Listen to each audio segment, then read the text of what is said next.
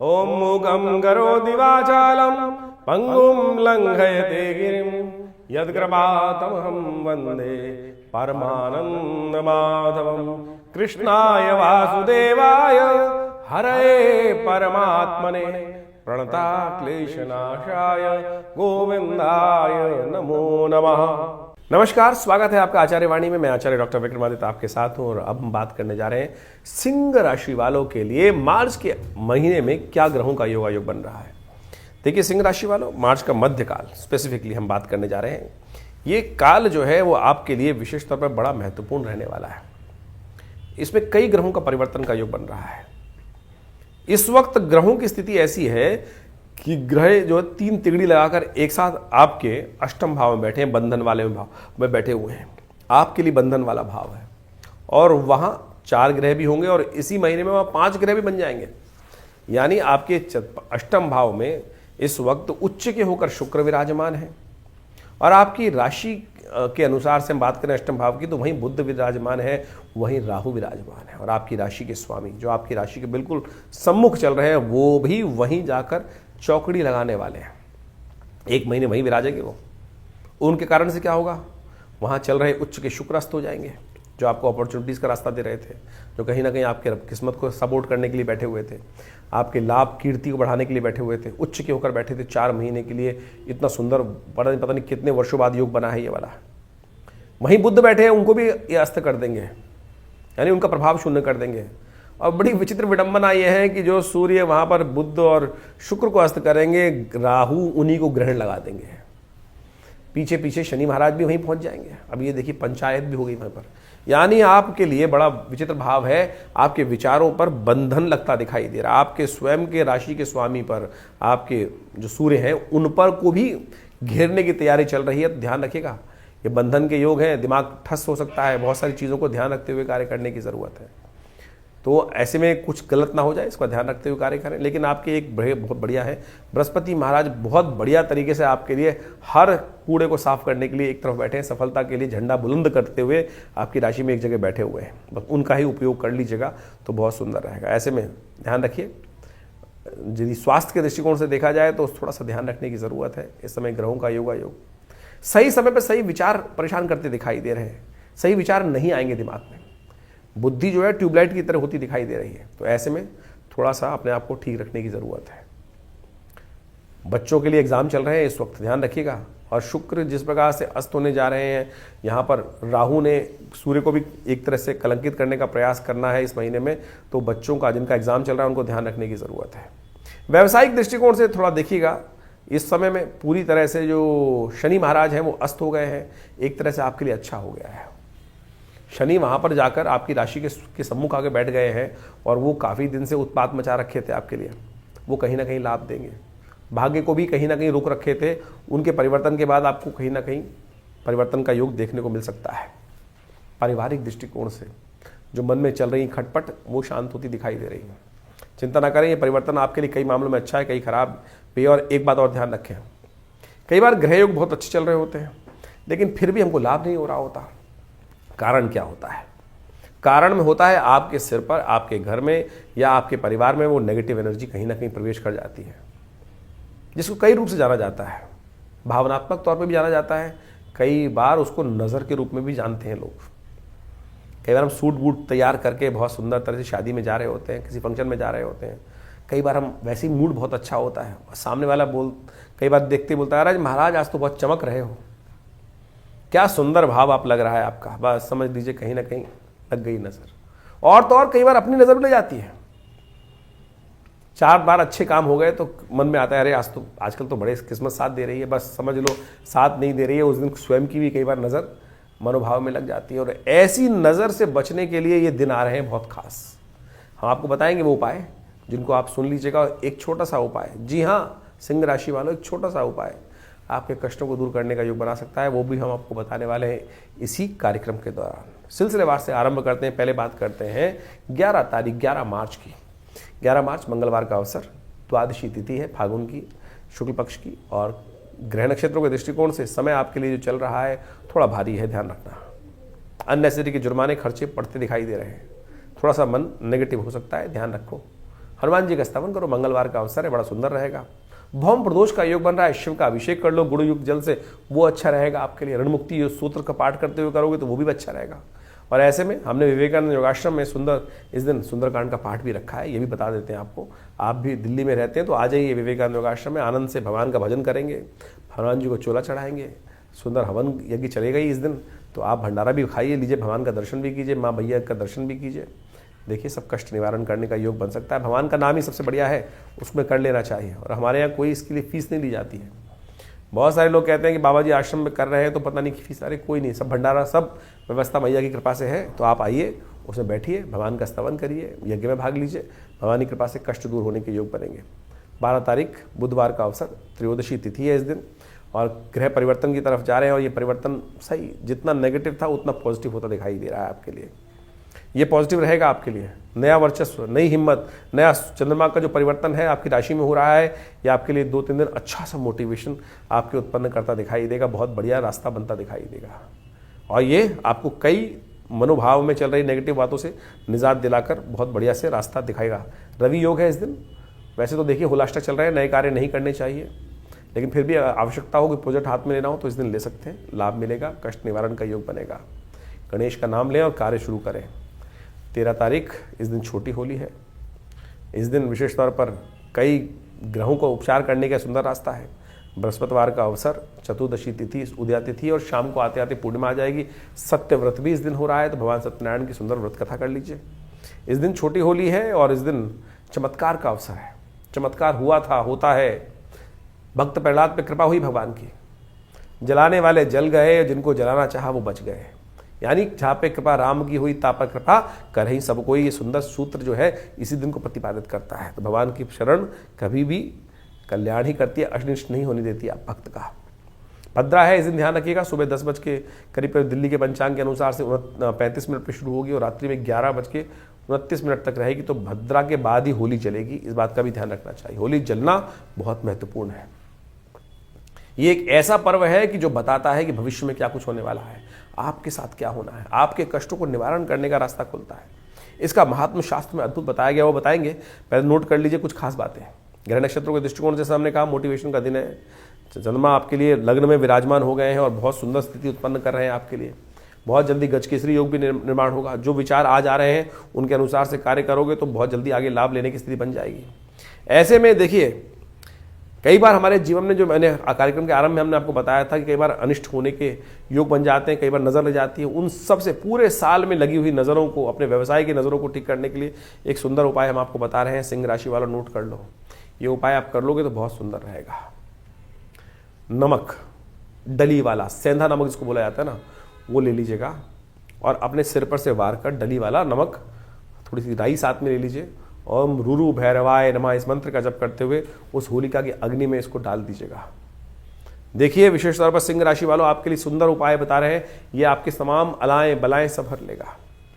ये नज़र बहुत खतरनाक चीज़ होती है, चलते हुए व्यवसाय को रोक सकती है, सुंदर आदमी की कष्ट कर सकती है, अच्छे बड़े हेल्दी आदमी को बुखार ला सकती है, बने बनाए काम को, चलते हुए काम को रोक सकती है। गाड़ी अच्छी भली बढ़िया नई गाड़ी लाकर नज़र लग जाती है तो सब उस पर अनिष्टकारी योग बन जाते हैं। ये स्थितियां हर जगह ही हैं, तो इसको समझ लेना चाहिए।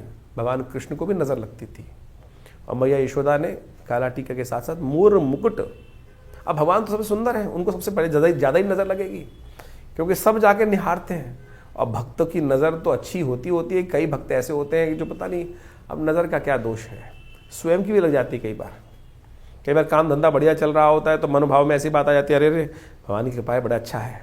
बस समझ लीजिए उस दिन के बाद मेरे पास ऐसे लोग आते हैं कि महाराज एक ही खुद ही बोल दिया था कि अब कि बड़ा अच्छा चल रहा है, उस दिन से बस बंद ही हो गया काम। तो ऐसे में ठीक करने के लिए उपाय जो आपको बताया ना, आपकी राशि के दृष्टिकोण से, व्यवसाय स्थल में रख लीजिए, थोड़ी नमक की डली रख दीजिए और रात्रि में उसको उठाकर, और कहीं अगर होली नहीं जलाते हैं तो कोशिश कीजिएगा रात्रि में 11:30 के आसपास एक कागज में आग लगाकर, गत्ते पे आग लगाकर उसी में वो नमक की डलियों को जला दीजिएगा। घर के बाहर जलाइएगा। कई महानुभाव ऐसे हैं कि जो बहुत विद्वान हैं, और सोशल मीडिया का तो ज़माना ऐसा है, एक से उद्भट विद्वान आजकल सोशल मीडिया पे लोग सुनाते हैं अपनी अपनी कथाएं, और कहते हैं गैस पे, घर के अंदर गैस पे, तवे पे जला दो।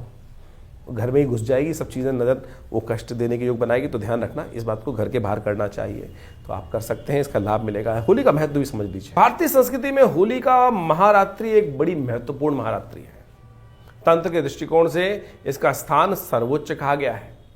सांसारिक दृष्टिकोण से बहुत सारे महत्वपूर्ण कार्य इस रात्रि में किए जाते हैं और बड़े नेगेटिव प्रयोग भी कई लोग दुष्प्रवृत्ति जो होते हैं वो करते हैं लोगों को परेशान करने के लिए। तो ऐसे में आपको अपने जीवन में सुख समृद्धि प्राप्त करने के लिए, जीवन के कष्टों को दूर करने के लिए होलिका का अद्भुत प्रयोग शास्त्र में जो वर्णित है उसके अंदर हम आपको बताते हैं। होलिका का दिन इतना अद्भुत है कि जिसके द्वारा आप ये भी जान सकते हैं कि आने वाले समय में क्या कुछ होने के योग हैं।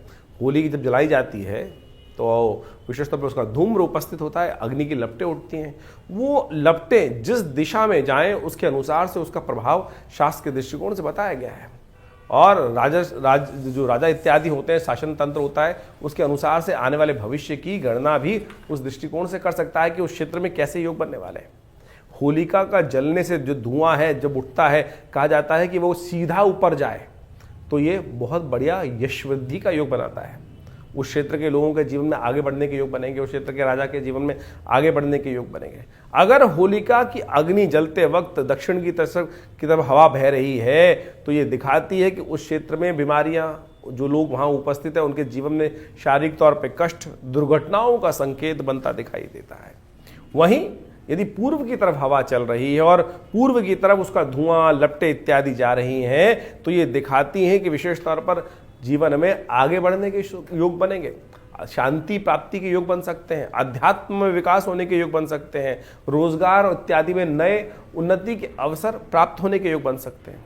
वहीं जहां कहीं क्षेत्रों में यदि उत्तर की हवा बह रही है और उत्तर की तरफ हवा लपटे जा रही हैं तो ये भी शुभ सूचक है, कल्याणकारी है और आगे बढ़ने के सुंदर सूचना को उपस्थित करती है। उस क्षेत्र में आगे आने वाले समय में समृद्धि के योग बनते दिखाई देंगे। लेकिन वही कहीं अग्नि जो है पश्चिम दिशा की तरफ जाने लगे, धुआं पश्चिम दिशा की तरफ जाने लगे तो दिखाता है कि आगे आने वाले क्षेत्र में बीमारियां, विशेष तौर पर खाद्य क्षेत्र में जो कार्य करते हैं, खेती इत्यादि के क्षेत्र में जो लोग कार्य करते हैं, तो वो आने वाले समय में खेती संबंधी समस्याएं उत्पन्न होने के योग बन सकते हैं। विभिन्न कीटाणु जो है वो परेशान कर सकते हैं, चेपा इत्यादि विभिन्न बीमारी परेशान कर सकती है खेती करने वाले लोगों को। तो इस प्रकार से अनेक समस्याएं हमारे ऋषियों ने, माघ भट्टरी इत्यादि ने इन सब चीज़ों की सूक्ष्म दृष्टिकोण से व्यवस्था बनाकर समझकर उन सूत्रों को प्रतिपादित किया।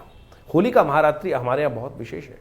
होलिका के अपने जीवन के कष्टों को दूर करने के लिए शास्त्र में बताया जाता है कि आप किस प्रकार से, अभी हमने आपको बताएंगे कि आपकी राशि के दृष्टिकोण से आपको क्या कर लेना चाहिए, जिससे एक छोटा सा उपाय आपके जीवन के बहुत सारे कष्टों को दूर कर दे आपकी राशि के दृष्टिकोण से। तो वो उपाय भी आप करें तो बहुत बढ़िया माना जाता है। तो इन समस्त चीज़ों को समझते हुए जीवन में आपको आगे बढ़ने का प्रयास करना चाहिए। कथाएं तो बड़ी विचित्र हैं, वो कथाएं कितनी श्रद्धा के साथ हैं कि देखिए, जो आपने बचपन से सुनी होगी कि होलिका जो थी हिरण्यकश्यप की बहन थी और वो प्रहलाद को लेकर और उस अग्नि में बैठ गई थी। कारण क्या था? कारण ये था कि अहंकार जो है वो सत्य को पहचानने नहीं देता। व्यक्तियों के जीवन में जब अहंकार हो आता है तो वही व्यक्ति जो शुभ कार्य करके उससे शक्ति प्राप्त करिए, वही अहंकारी होकर राक्षस बन जाता है और उसकी प्रवृत्तियां जो हैं वो तामसिक हो जाती हैं और वही जीवन में कष्ट उत्पन्न के योग बना देती है। तो ऐसे में परमात्मा को परमात्मा नहीं समझता। हिरण्याक्ष, हिरण्यकश्यप दो जो भाई थे, उन्होंने साधना करके ही तो भगवान के भक्त बनकर ही तो शक्ति प्राप्त करी थी। लेकिन जब शक्ति प्राप्त हो गई तो अहंकार ऐसा उत्पन्न हो गया उसमें संसार के अंदर रहते रहते कि नहीं, हम ही साक्षात परात्पर ब्रह्म हैं। और उनके घर में ही प्रहलाद उत्पन्न हुए, हिरण्यकश्यप के घर में ही प्रहलाद उत्पन्न हुए और उन्हीं प्रहलाद ने भगवान की अनन्य श्रद्धा भक्ति प्राप्त कर कर भगवान के भक्त होने का सुंदर श्रेय प्राप्त किया। जिनको स्वयं भगवान नरसिंह की गोद में बैठने का अवसर मिला हो। ऐसे सोचें कि पापी के घर में उत्पन्न हुआ व्यक्ति कैसे भगवान के उसको गोद में बिठा ले। तो सोचें, आप इस बात को समझे, हम समस्याएं जीवन में लेकर आते हैं लेकिन हम अपनी भक्ति को भूल जाते हैं। प्रहलाद ने वही भक्ति करी, भगवान पर विश्वास रखा और वही विश्वास का सुंदर क्या प्रभाव हुआ कि भगवान की साक्षात, सोचे, जिस पद को प्राप्त करने के लिए किसी और को तो नहीं मिला, अर्जुन तक को भगवान की गोद नहीं मिली, केवल भक्त प्रहलाद को ही वो सुंदर स्थान प्राप्त हुआ कि भगवान विष्णु की गोद में बैठने। किस कारण से? प्रताप से, भक्ति के प्रताप से। भक्ति के प्रताप से वो वहां उस गोद में अवस्थित। तो ये घटना कितनी सुंदर दिखाती है कि आप सोचें कि जब हिरण्यकश्यप ने जिस प्रकार से प्रहलाद को अनेक प्रकार से त्रास देने का प्रभाव उत्पन्न किया, अनेक प्रकार से त्रास दिए, कभी पहाड़ से उठा फेंका दिया, कभी हाथी के पैर से नीचे कुचलवाने का प्रयास किया, कभी विष देने का प्रयास किया, लेकिन अंत में होलिका कहती है कि मेरे पास साधना से प्राप्त हुई एक ऐसा वस्त्र है कि जिसको मैं पहन के अग्नि में बैठ जाऊं, अग्नि जलेगी नहीं। भगवान का प्रताप है, आशीर्वाद है। लेकिन सोचे भगवान का आशीर्वाद, प्रहलाद को लेके बैठूंगी, प्रहलाद जल जाएगा, मैं नहीं जलूंगी। और जब बैठती है उस अग्नि के अंदर, उस आव के अंदर जाके स्वयं बैठ जाती हैं, तो भगवान का चमत्कार देखें कि वो जो साक्षात भगवान का अमृत उसको प्राप्त था, भगवान का आशीर्वाद प्राप्त था, ब्रह्मा जी का आशीर्वाद प्राप्त था कि जिसको चद्दर को ओढ़कर वो बैठी थी, जिस मंत्र को जप करती हुई बैठी थी, उसका प्रभाव उसके लिए नेगेटिव हो गया और प्रहलाद वहां जाकर बच गए। वो साक्षात दिखाता है। और अगले दिन जब प्रहलाद बच के निकले तो लोगों ने भस्म से होली खेली। वही वास्तविक होली है। आज सिंथेटिक रंगों का उपयोग करते हुए लोग अनेक प्रकार से वो उपयोग कर लेते हैं, कोई रंग ला रहा है, कोई कुछ और ला रहा है किस प्रकार से, लेकिन वास्तविक होली वही है जो उस भस्म से खेली जाए। तो अगले दिन सुबह जाकर जहाँ होली जलाई जाती है वहाँ टीका अवश्य उस भस्म का लगाकर अपने माथे पर अवश्य लगाना चाहिए। कहा जाता है कैसी अलाएं बलाएं हो, भगवान की कृपा से उन सबको ठीक होने का योग बन जाता है। इस बात ध्यान रखिएगा, होली जलाने का जो मुहूर्त है वो करीब करीब रात्रि में, दिल्ली के पंचांग के अनुसार से करीब रात्रि में 11:30 के बजे के बाद ही बनेगा, क्योंकि करीब करीब 11:29 तक भद्रा विद्यमान रहेगी। तो इस बात का ध्यान रखना चाहिए कि 11:29 के बाद ही होली का जो भद्रा के अंतकाल होने के बाद ही होली जलाई जानी चाहिए। लेकिन आज तो होली जलाने का मतलब केवल अग्नि को जलाना ही हो जाता है, कैंप फायर के तौर में लोग उपस्थित कर देते हैं। ना ना ना, इस अग्नि के द्वारा ही आप बहुत सारे कष्टों को दूर कर सकते हैं। अपने अपनी राशि के अनुसार से जो उपाय आपको बताए जा रहे हैं उसके द्वारा आप कर ले। वो छोटे छोटे उपाय, छोटे छोटे टोटके की छोटी छोटी चीज़ें अग्नि में उपस्थित कर कर अपनी अलाएं बलाएं, पूरे साल में किए हुए नेगेटिव जो एनर्जी है उन सबको उस यज्ञ की अग्नि में आप भस्म कर सकते हैं। अग्नि ही है तो उसमें विभिन्न तौर पे वो अग्नि जो में सामग्री उपस्थित की जाती है वो उसी प्रकार से समझाती है। इसके साथ साथ होलिका का पूजन का समय जो रहेगा वो करीब करीब सुबह 10:30 से पहले ही रहेगा, क्योंकि 10:30 बजे के आसपास से वो 10:35 पर दिल्ली के पंचांग के अनुसार से बात करें तो होलिका जो भद्रा है वो आरंभ हो जाएगा। तो होलिका का पूजन जो हो वो 10:35 से पहले कर ले। और रात्रि में जब होली जले तो करीब करीब 11:29 पे भद्रा खत्म होगी दिल्ली में, और उसके बाद ही होलिका जलाने का विधान शास्त्र में बताया गया। इस बात का ध्यान रखते हुए कार्य करना चाहिए। तो सिंह राशि वालों, आपने होली का महत्व समझा और हमने आपको बता ही दिया कि कैसे आपकी नज़र उतारनी है, आपको अलाएं बलाएं दूर करनी है, घर की नेगेटिव, व्यवसाय घर की नेगेटिव। तो इस दिन विशेष तौर पर अपने सिर पे से सेंधा नमक की डली लेकर, थोड़ी सी राई लेकर, अपने जो लाहौरी नमक जिसको बोला जाता है, पत्थर वाला नमक आता है उसको सेंधा नमक बोला जाता है, उसको विशेष तौर पर अपने सिर से उतारने के लिए नज़र उतार के अपने इस प्रकार से घुमाकर सिर पर से अपनी मुट्ठी में रखकर और फिर ओम रूरु भैरवाय नमः इस मंत्र का उच्चारण करते हुए, ओम नमः शिवाय का जप भी करते हुए उसको समर्पित कर सकते हैं। या फिर भैरव जी का विशेष मंत्र है ओम ह्रीं बटुकाय आपद उद्धारणाय कुरु कुरु बटुकाय ह्रीं स्वाहा, इस मंत्र का उच्चारण करते हुए कार्य कर लीजिए, बहुत सुंदर रहेगा आपके लिए। 14 तारीख होली का सुंदर पर्व है, महारंग है, आप सबके लिए बहुत बहुत शुभकामना।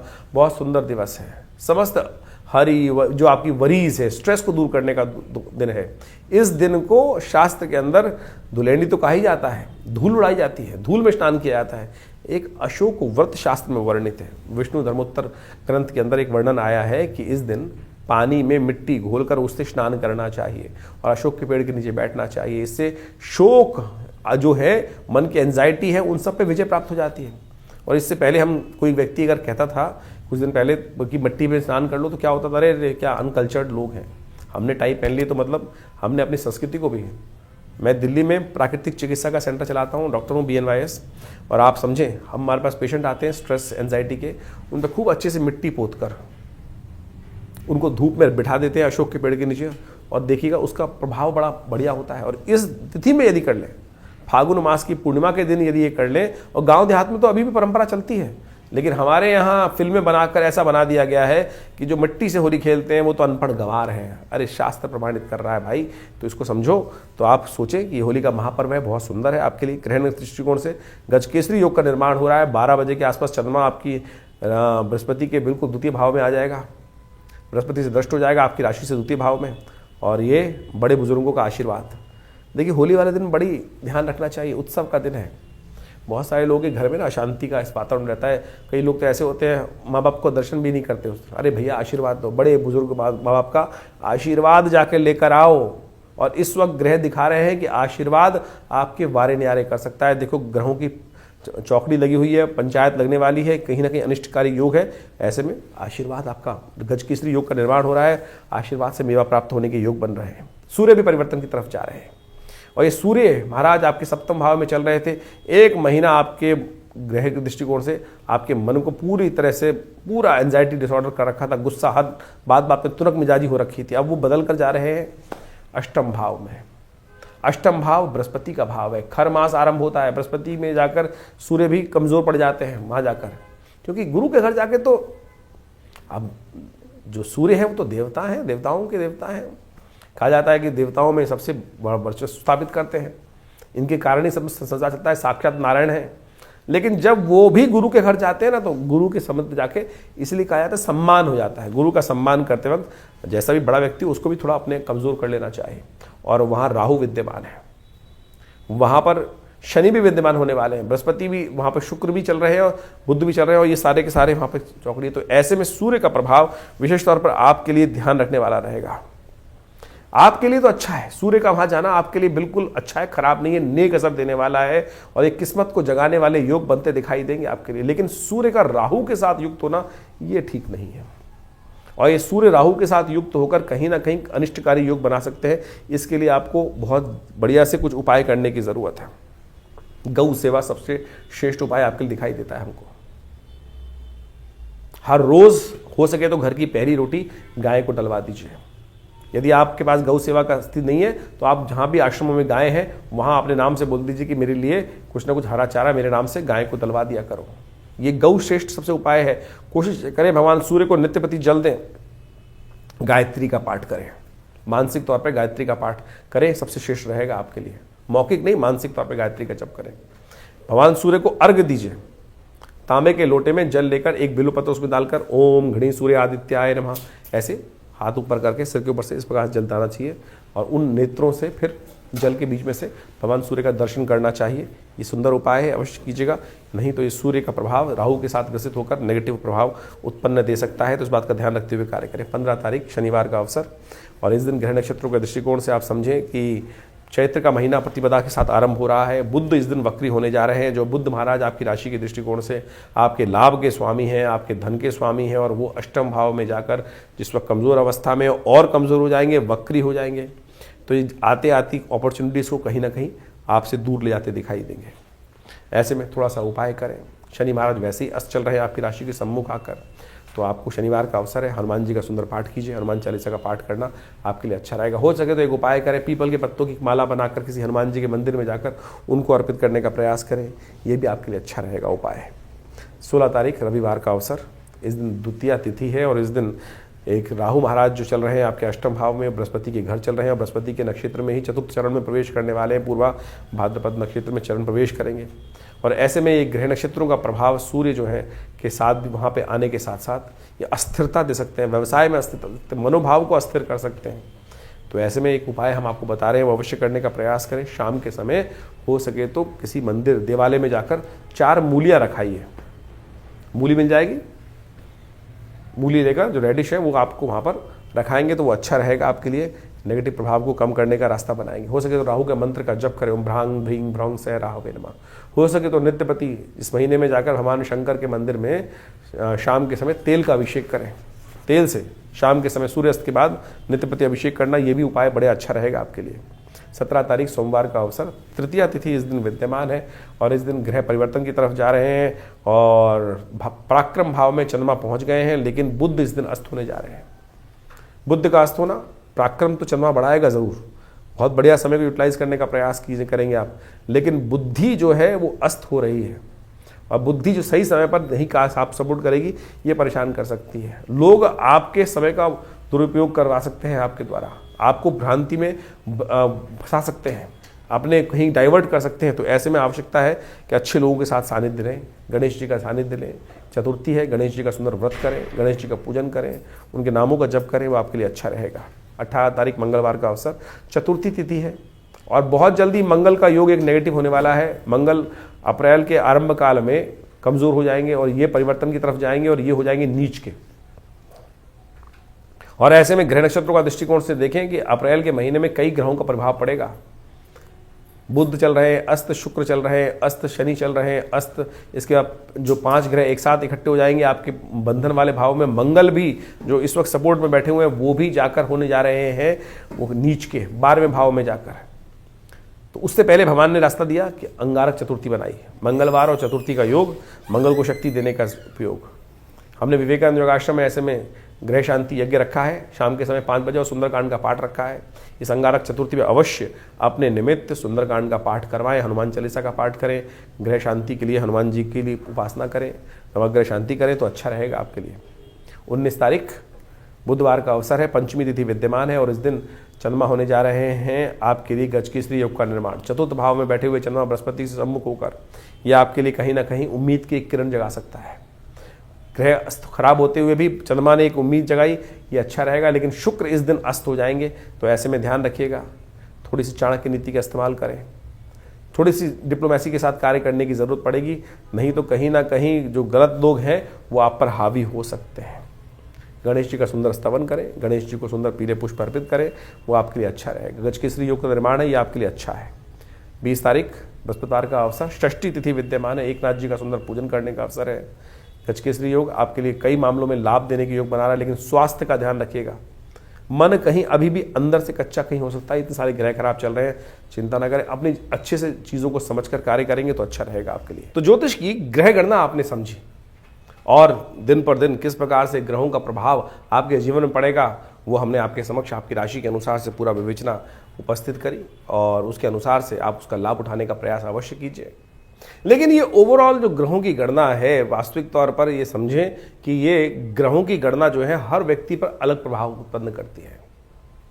ज्योतिष के दृष्टिकोण से यदि हम समझें कि आपकी जो राशि है वो एक विशेष तौर पर तो 2.5 दिन में एक बार बदलती है, लेकिन हर घंटे 2 घंटे में लग्न बदल जाती है। लेकिन ये ज्योतिष की विवेचना का अवसर है, ज्योतिष के दृष्टिकोण से हमें देखने पड़ता है कि कौन सी कुंडली ज़्यादा प्रभावी हो रही है। लग्न कुंडली, सूर्य कुंडली, ज्योतिष के दृष्टिकोण से केवल एक ही चार्ट नहीं है कि जिसको हम कहें कि भाई इसी के द्वारा सब कुछ निर्धारित हो जाता है। हजारों प्रकार के चार्ट बनते हैं। ये ज्योतिषी अपने अनुभव से वो व्यक्ति को देखकर बताता है कि आपके जन्मपत्री के अनुसार से आपके कौन से लग्न, कौन से ग्रह, कौन से अनुसार किस प्रकार से योग बनाने वाले हैं। चाहे वो आत्मकारक ग्रह कौन सा है आपकी कुंडली में, अमात्य कारक ग्रह कौन सा है, कारकांश ग्रह किस प्रकार से कारक ग्रह कर रहा है, लग्न पद, उपपद, यानी ज्योतिष के अंदर माइन्यूटली अगर डिस्कस करने का हम प्रयास करें तो इतना ज़्यादा वृहद वर्णन ज्योतिष का शास्त्रों के अंतर से किया गया है। लेकिन हम जो जनरल तौर पर हम बात कर रहे होते हैं तो हमको केवल एक ही जन्मांगम चार्ट ही दिखता है, लेकिन उसके अनुसार से चंद्र कुंडली साइड में बनी होती है जिसको राशि के अनुसार से बनाया जाता है और राशि के अनुसार से हम आपके समक्ष वार्तालाप उपस्थित करते हैं। तो आपकी लग्न कौन सी है, आपकी राशि कौन सी है, उसके अनुसार से यदि आप दोनों चीज़ों को समझते हुए कार्य करेंगे तो आपको बिल्कुल सही रूप समझ में आ जाएगा कि आपके जीवन में घटनाएं, कम से कम गोचर के दृष्टिकोण से तो आप समझ ही सकते हैं। गोचर का मतलब है आज की तारीख में ग्रह कहाँ किस प्रकार से चल रहे हैं और वो हम उनको राशि के अनुसार से बांटकर, लग्न के अनुसार से बांटकर हम प्रत्यक्ष रूप से समझ सकते हैं कि गणनाएं किस प्रकार से जा रही हैं। फिर ये एक अलग विषय बन जाता है कि आपकी कुंडली में कौन से योग हैं, आपकी कुंडली में दशाएं किस प्रकार की हैं, आपकी कुंडली में जो ग्रहों की अवस्था है वो कितने ताकत में बैठी हैं या निस्तेज होकर बैठे हैं, जो ग्रह बैठे हुए हैं उनका प्रभाव कितना होगा। व्यक्ति अच्छा हट्टा कट्टा दिखाई दे रहा है, क्या वास्तविक तौर पे उसके अंदर वो ग्रह में ताकत है। आपका ग्रह उच्च का दिख रहा है लेकिन नवांश में जाकर कमजोर हो गया, शीर्णस्थ हो गया, या कुंडली में एक ताकत में ग्रह नहीं दिख रहा है लेकिन नवांश में जाकर षोडश वर्ग के अंदर जाकर अच्छे से ताकत में आ गया है, तो वो ग्रहों की स्थिति को पूरी तरह से बदल सकता है। फिर ग्रहों की स्थिति ये भी समझने की आवश्यकता है कि किस अवस्था में वो ग्रह हैं, आपकी जन्मपत्री में जो ग्रह है। एक बड़ा विशेष विवेचना है वो हम आपके समक्ष उपस्थित करते हैं। हमारे पिताजी के पास एक बहुत कभी कभी ऐसे केस आते हैं। एक व्यक्ति आया जन्मपत्री दिखाने के लिए और जन्मपत्री देखने के बाद उसकी कुंडली में मृत्यु योग लिखा हुआ था और वो आया भी उसी कारण से था कि किसी ज्योतिषी ने उसको बताया था कि तेरी कुंडली में मृत्यु योग है और इस दिन तेरी मृत्यु निश्चित है, हो जाएगी। जब वो पिताजी के पास जन्मपत्री दिखाने आया, हम लोग बहुत छोटे थे और हम लोगों ने उस वक्त देखा तो मृत्यु योग साफ साफ बना हुआ है। लेकिन पिताजी ने उसको एक बात विशेष तौर पर बताई कि तेरी मृत्यु होगी भी और तू जिंदा भी रहेगा। वो व्यक्ति बड़ा आश्चर्य में कहा कि महाराज आप क्या कह रहे हैं कि मृत्यु होगी भी जिंदा रहेगा? तो पिताजी ने कहा कि देख, तेरी कुंडली के अंदर जो योग है वो विशेष तौर पर मृत्यु कारक योग तो है, लेकिन जो ग्रह है वो सपनादि अवस्था में है। यानी जो ग्रह की अवस्था है वो स्वप्न में है, ग्रह जागृत अवस्था में नहीं है, स्वप्न में अवस्था में है। तो तेरी मृत्यु सपने में लिखी है, प्रत्यक्ष मृत्यु नहीं लिखी तेरी। और कालांतर में वो समय घटा और जब सामने आया तो व्यक्ति जीवित रहा, मृत्यु हुई, लेकिन सपने में कभी देखते हैं। लेकिन आप सपने में यदि कोई अनुभव करते हैं, कभी किसी का एक्सीडेंट होता हो सपने में देखता है, या कोई राज्याभिषेक होता देखता है, तो सब सोचे कि मनोभाव उसी प्रकार का होता है कि उतनी प्रसन्नता प्राप्त हो रही होती है कि ये गाड़ी में घूम रहा हूँ, ये कुछ हो रहा है, चोट लगती है तो वैसे ही लगता है कि यार लग गई लग गई लग गई। तो वो स्थिति समझे, यानी वो ग्रहों की अवस्था किस प्रकार से है।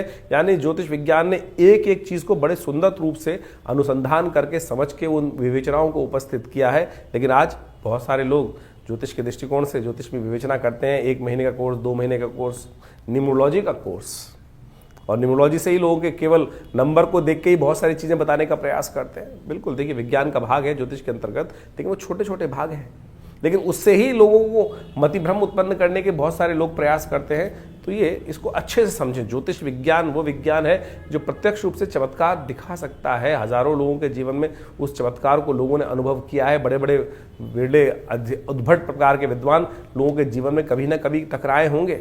तो इसलिए ज्योतिष का विज्ञान को अच्छे से समझते हुए कार्य करने का प्रयास करें। ये हमने जो विवेचना ग्रहों की गणना आपके समक्ष उपस्थित करी, तो ये इस प्रकार से है कि आप उसके चीज़ों को समझकर, अभी जो ग्रहों की स्थिति चल रही है इस वक्त ओवरऑल, तो आपने डेट वाइज तो समझा, लेकिन जो ये मार्च का मध्यकाल है ये बहुत विशेष रख रहा है संबंध। सूर्य परिवर्तन की तरफ जाएंगे, कई उत्सव आएंगे, होलाष्टक चल ही रहे हैं, होली भी आने वाली है, उसके बाद संवत परिवर्तन का योग बनने वाला है। शनि महाराज सबसे महत्वपूर्ण है जो परिवर्तन की तरफ जा रहे हैं, और ये सारे के सारे परिवर्तन बड़े विशेष प्रभाव उत्पन्न करने वाले होंगे इन सब ग्रहों की गणना के अनुसार से। क्योंकि इस वक्त जैसे सूर्य मीन राशि में प्रवेश करने की योग बना रहे हैं, इसके साथ साथ शुक्र अस्त होने जा रहे हैं, और साथ साथ वक्री भाव में भी ग्रहों की स्थिति बनेगी, बुध वक्री होने जा रहे हैं, और साथ साथ हम देखें कि राहु महाराज भी अपने ग्रह को परिवर्तन करने के जा रहे हैं, बुध अस्त होने के योग बना रहे हैं। और साथ साथ इन सब परिवर्तनों का प्रभाव बड़ा महत्वपूर्ण पड़ता है, इन सबको अच्छे से समझने की आवश्यकता है। और ऐसे में यदि हम देखें कि शनि के परिवर्तन से पहले पहले बुध भी अस्त होने जा रहे हैं, तो ये कहीं ना कहीं वातावरण के लिए थोड़ा सा कष्टकारी योग बना सकता है, भूस्खलन के योग बन सकते हैं, कहीं ना कहीं प्राकृतिक आपदाओं के योग बनते दिखाई देंगे इन सब ग्रहों के परिवर्तन के साथ साथ। और बुध अस्त होने के कारण से कई राशि विशेष में कई सारी समस्याएं उत्पन्न करने के योग बना सकते हैं। चीज़ों को बुध जो है वैसे ही कम से क्षीणस्थ अवस्था में चल रहे हैं और अस्त हो जाएंगे, तो कहीं ना कहीं सही ज्ञान में सही समय पर सही रास्ते को अपनाने में कहीं ना कहीं दिक्कत आ सकती है। तो जो जो उपाय आपको बताए हैं उनको सही से करने का प्रयास करें, और इसके साथ साथ अपनी मूल जन्मपत्री को अवश्य समझाकर, अच्छे योग्य ज्योतिषियों को दिखाकर उनसे विवेचना समय समय पर करती रहनी चाहिए। जिससे क्या होता है कि हमें काल को, समय को, हमें विशेष तौर पर समय को समझने में सहायता मिल जाती है, और समय को समझ जाते हैं तो आने वाले भविष्य को देखकर, बहुत सारी चीज़ों को समझकर, पूर्वाभास लेकर हम उन जीवन के कष्टों को दूर कर सकते हैं, आने वाले सुख को आनंद के साथ प्राप्त कर सकते हैं। तो इन सब चीज़ों को समय समय पर समझते रहेंगे तो अच्छा रहेगा। और तथाकथित तौर पे हम आपके साथ तो वो लगातार जुड़े ही रहते हैं। आपके साथ प्रश्नों के समाधान भी व्हाट्सएप के माध्यम से आप जुड़ सकते हैं। और अब तो हमने एक विशेष व्यवस्था बनाई है कि आश्रम पर हर पहले रविवार को एक विशेष तौर पर सेशन रखते हैं कि जिसके अंदर लोग आकर प्रत्यक्ष मिलना चाहते हैं तो मिल सकते हैं। और उसमें हमने ऐसी व्यवस्था कर दी है कि बहुत सारे लोग ऐसे हैं कि जो फीस वगैरह देने में दिक्कत करते हैं। देखिए, आश्रम है, व्यवस्थाएं भी चलानी है, फीस रखनी जरूरी है, लेकिन जो लोग आश्रम के साथ बिल्कुल आप व्यवस्था में, यज्ञ में आना चाहते हैं, नहीं कोई है अभाव है भगवान की समस्या के कारण से, जीवन समस्या के कारण से, तो हम उसके लिए एक कार्यक्रम आरंभ कर रहे हैं। हर रविवार को विशेष तौर पर कार्यक्रम रहेगा, पहले रविवार को, महीने के पहले रविवार को सुबह 8 बजे से लेकर करीब करीब 11 बजे तक एक कार्यक्रम रहेगा। उसमें आप आकर डायरेक्टली हमसे प्रश्न पूछ सकते हैं और आपके प्रश्न जो भी हों हम प्रयास करेंगे माँ भगवती की कृपा से उनका निदान अवश्य आपको दे। भगवान की कृपा से आपके कष्ट दूर होने के कोई ना कोई योग बने।